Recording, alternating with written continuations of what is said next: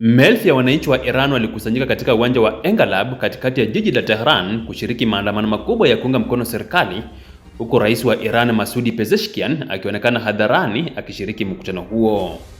Picha na video zilizosambazwa na vyombo vya habari vya serikali vikiwemo IRIB News na Tasnim zilimuonesha rais huyo akiwa miongoni mwa umati mkubwa uliobeba bendera za kitaifa na mabango ya kuunga mkono uongozi wa nchi hiyo. Katika mkutano huo, spika wa bunge la Iran Mohammad Bakeri Kalibaf alihutubia umati na kutoa kauli kali dhidi ya rais wa Marekani Donald Trump. Kalibaf alisema Iran iko tayari kikamilifu kukabiliana na Marekani na akaonya kuwa rasilimali zote za Marekani katika eneo la Mashariki ya Kati ziko hatarini endapo Washington itachukua hatua za kijeshi dhidi ya Tehran. Alisema endapo Marekani itajaribu kuishambulia Iran, basi vituo vya kijeshi vya Marekani, meli zake na vikosi vyake vitakuwa shabaha sahihi ya kijeshi.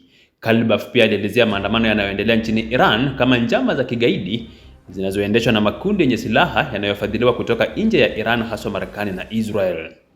Aliwatuhumu waandamanaji wanaopinga serikali kuwa ni magaidi wasio na utaifa, wanaochukia dini na wanaoshirikiana na makundi yenye misimamo mikali kama ISIS, akisema wanapendelea kuifurahisha Marekani kuliko kulinda maslahi ya taifa lao. Wakati huo huo, wizara ya mambo ya nje ya Iran iliwaita mabalozi wa Uingereza, Ujerumani, Italia na Ufaransa kufika makao makuu ya wizara hiyo mjini Tehran. Mabalozi hao walionyeshwa video na picha zinazoonyesha kile serikali ya Iran ilikiita waandamanaji wenye vurugu na magaidi waliokuwa na silaha. Iran iliwataka mabalozi hao kuwasilisha picha hizo kwa serikali zao na kuondoa kile ilichokitaja kama uungwaji mkono wa wazi kwa waandamanaji wanaopinga serikali. Kwa mujibu wa maelezo ya serikali ya Iran, maandamano haya yanachochewa na mataifa ya Magharibi kwa lengo la kuvuruga usalama wa nchi na kudhoofisha uongozi wake. Serikali imesisitiza kuwa itaendelea kuchukua hatua kali za kiusalama dhidi ya kile inachokiita ugaidi wa ndani unaofadhiliwa kutoka nje.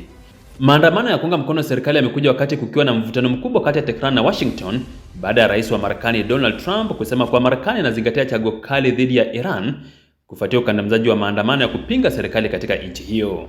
Kauli hizo zimeongeza wasiwasi mkubwa wa kuongezeka kwa mvutano wa kijeshi katika eneo la Mashariki ya Kati, huku Iran ikisisitiza kuwa iko tayari kujilinda dhidi ya tishio lolote la nje.